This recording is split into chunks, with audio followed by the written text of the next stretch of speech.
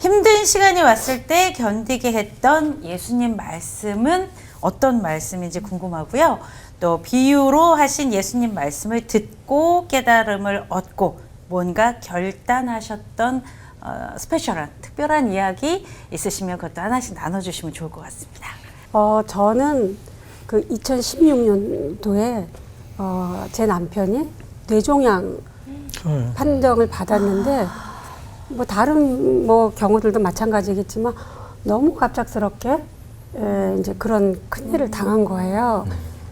그래서 이제 제가 보호자니까 제가 끊임없이 이제 다 잡았던 게 정신을 바짝 차려야 되겠다 라는 것과 그 다음에 또 내가 지금 이때가 믿음을 보여야 될 때다.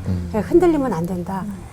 그렇게 늘 다짐을 하지만 사실은 믿음을 보이기도 쉽지 않고 흔들리지 않기도 쉽지 않고 너무 이제 하여튼 힘든 시기를 겪었어요. 근데 이제 그걸 겪으면서 제가 예수님의 말씀으로 늘 생각했던 게 이 모래 위에 지은 집하고 반석 위에 지은 집, 이 비유를 늘 생각했는데 그게 반석 위에 지은 집은 듣고 행하는 거잖아요.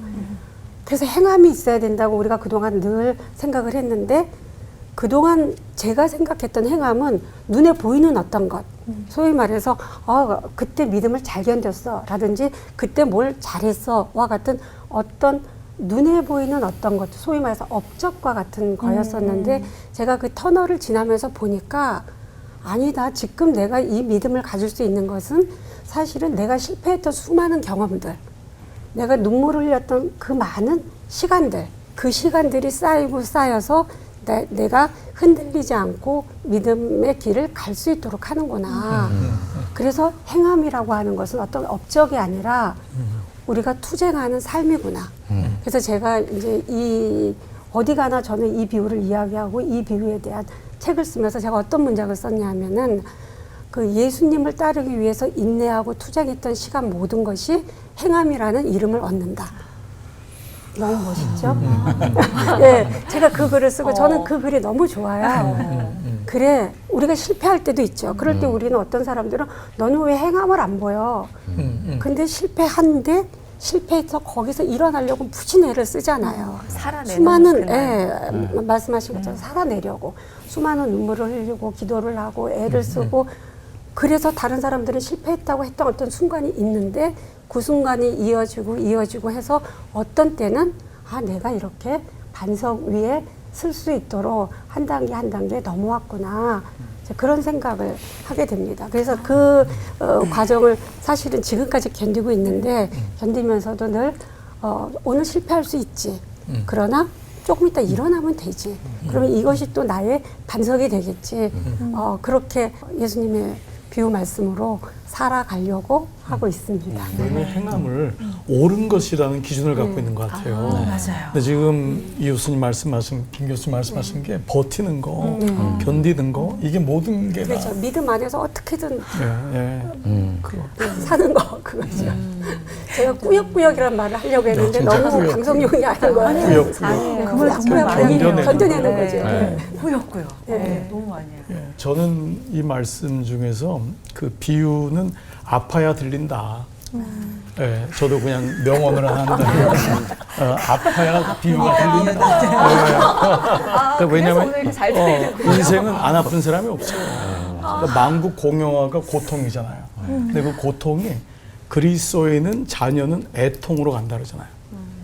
모든 사람들은 다 아파요. 다 아프다고 힘들어 죽겠다고 하죠. 그런데 자녀는 부모에게 애통하는 그것이 궁유를 끌어내는 유일한 십자가의 언어다. 저는 그 비유를 통해서 예수님 진액을 짜내셨을 거다. 듣지 않아서도 너무 가슴 아프고 몰라서도 너무 가슴 아프고 하나님의 본체시지만 인간으로 오신 예수님이 이 땅에 있는 언어를 가지고 하늘나라를 설명하려고 할 때 자신을 드러내시려고 할 때 얼마나 피눈물이 났을까. 그렇지만 제자들도 그렇고 몰랐잖아요. 오병이의 기적도 일종의 어떤 사건적인 비유였는데 떡이 어딨냐고 또 그러잖아요. 내가 떡이라고 얘기하는데도 떡이 어디 있죠? 제자들도 그런 모습을 갖고 있는 거예요. 근데 비로소 제자들이 성령을 받고 고난을 경험하고 인생의 아픔을 경험하니까 비유가 들리는 것 같아요. 저는 우리 교우들이 알아요. 저는 1년 동안 우울증 약을 먹어봤거든요. 너무 힘들었어요. 쓰러져도 보고 몇 개월 휠체어도 타보고 목회도 스탑해보고 그런데 이제 우리 이 목사님이 사실 우리 교우들 중에는 목사가 아프다 그러면 믿음이 없다고 하는 거예요. 오죽 기도 안 했으면 목사가 아프냐. 그러니까 아직 그런 마음을 가진 분이 있잖아요. 그러나 목사도 아프고 예수님이 아팠는데 안 아픈 게 비정상 아니에요? 이렇게 목회를 하고 이렇게 삶을 처절하게 살아가는데 안 아픈 게 문제지 아픈 게 잘못된 게 아니라 내가 아플 때 저는 잃어버린 양 한 마리, 우리 목사님 중에 한 분이 얘기하셨지만 그게 잃어버린 양이라는 게 들어오지를 않았어요. 저는 99마리만 찾았거든. 난 목사니까 100마리 차면 되는 거예요. 그런데 나는 잃어버린 한 마리를 찾으러 가는가? 99마리 때문에 어떻게 가요? 이게 더 큰데. 근데 예수님이 그 잃어버린 양 한 마리를 찾아서 나같이 병들고 약하고 외롭더라고요. 아프니까 아무도 안 찾아오는 거예요. 그걸 들쳐업고 거기까지 가가지고 또 마을 잔치까지 열어요. 이거 완전 타산도 안 맞잖아요. 그러니까 그 비유가 굉장히 그 아프고 외롭고 힘들 때 제일 다가왔다. 그래서 이게 목회의 어떤 기준이 돼야 되겠구나.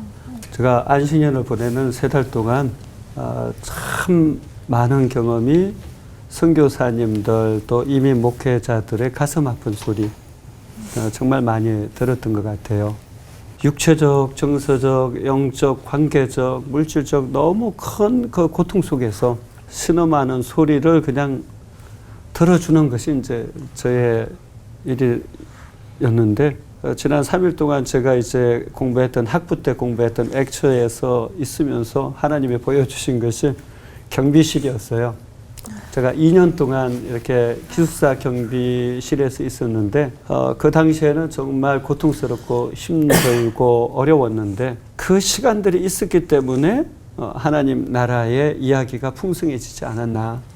그래서 저는 육체적, 정서적, 영적, 관계적, 물질적 다양한 눈물과 그 신음소리들이 어느 순간에 정말 은혜에 의해서 빚어져 가지고 하나님 나라 경험으로 이어졌으면 좋겠다. 그리고 저는 그곳이 바로 교회고 그것이 우리 신앙의 자리다. 그래서 그런 고통당하는 사람들을 가지고 절대 하나님의 심판이다, 저주다, 뭐 엉뚱한 소리 좀 안 했으면 좋겠어요. 그냥 옆에 손잡아주고 들어주고 머물러주고 말로 하기보다 기도로서 하나님 앞에 올려드렸으면 좋겠다. 그러면 우리 교회들이 더 풍성해지고 더 하나님 나라 이야기가 많아지지 않을까 그런 생각이 듭니다. 사실은 예수님께서 보여주신 사랑의 어떤 정체성은 연민이라는 생각이 들어요. 지극히 작은 것에 어떤 소소한 감정도 소홀히 여기지 않는 그 세밀한 감정, 세밀한 보살핌. 히브리서에는 옛날 성경에는 체휼이라고 나와요. 지금은 동정이라고 나오는데 개역개정에는. 근데 저는 체휼이라는 단어가 더 좋아요. 왜냐하면 이게 피혈자, 이게 마음심자 변해. 그러니까 몸과 마음 이 모든 것들을 다 경험했다는 얘기거든요. 이게 비유의 삶이라는 생각이 들어요. 그 아픔을 아시고 고통을 아시기 때문에 그래서 그렇게 찾아다니시는 거죠. 헤매고 힘들게.